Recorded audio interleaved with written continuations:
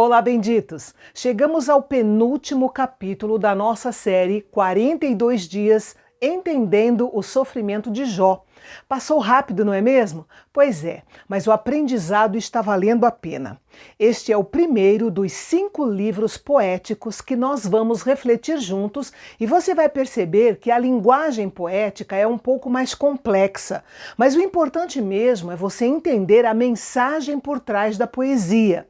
E eu tenho certeza que você está terminando o livro de Jó com um outro olhar e muitas lições aprendidas. Vamos lá então? O primeiro discurso de Deus deixou bem nítida a incipiência ou a ignorância de Jó. E nesse segundo discurso está se tornando cada vez mais clara a impotência ou a insuficiência de Jó. Depois de descrever o incrível Behemoth, Deus descreveu para Jó, com riqueza de detalhes, mais uma terrível criatura, o Leviatã.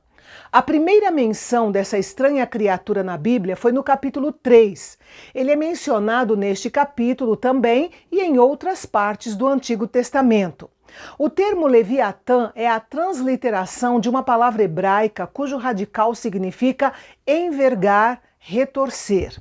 Esse termo era usado para descrever os monstros marinhos ou o dragão mítico do caos, que supostamente habitava o mar Mediterrâneo e que aterrorizava os marinheiros e os pescadores. Porém, os intérpretes da Bíblia que querem evitar as referências míticas preferem identificá-lo com o que hoje nós conhecemos como crocodilo.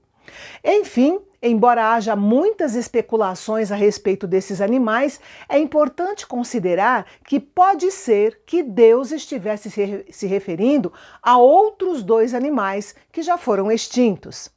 Outro ponto importante a considerar é que a função desses seres no discurso de Deus é mais importante do que propriamente a identificação deles. Tudo o que nós precisamos saber é que eram animais indomáveis e temíveis. Deus falou sobre o Leviatã fazendo algumas perguntas irônicas para Jó. O que Deus queria mostrar para ele era o seguinte: se essas criaturas eram indomáveis e inatacáveis, o que se diria do Criador delas? O ponto importante a considerar aqui é que Deus controla todas as forças cósmicas e terrestres, portanto, controlava também o Behemoth e o Leviatã. Nesse discurso, o Senhor está comemorando seu triunfo moral sobre as forças do mal.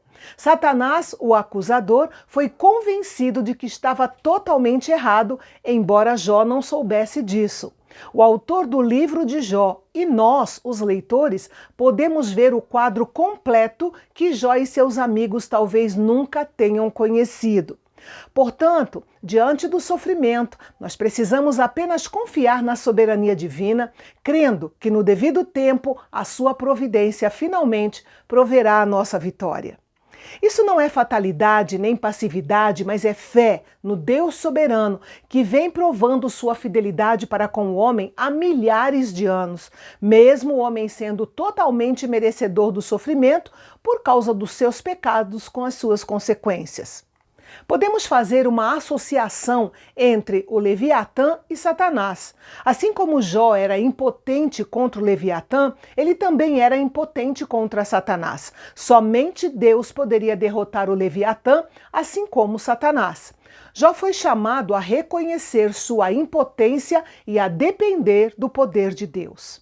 Deus chamou Jó para considerar essas feras invencíveis, pois cada uma, à sua maneira, era exemplo de Satanás e do seu poder. Jó não poderia resistir sem que Deus o capacitasse.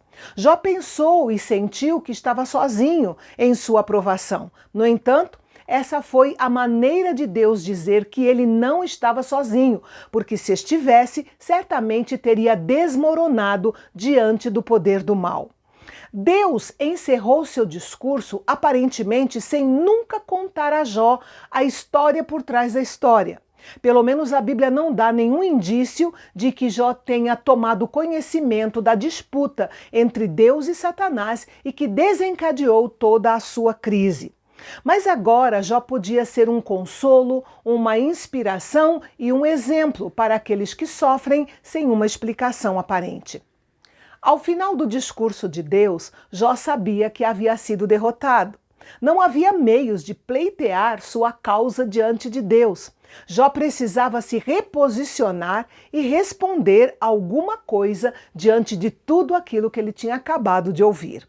A reação de Jó, bem como o final da sua história, é o que nós veremos amanhã no último capítulo da nossa série aqui no canal Bendito, o nosso canal de Fala Fácil. Até lá!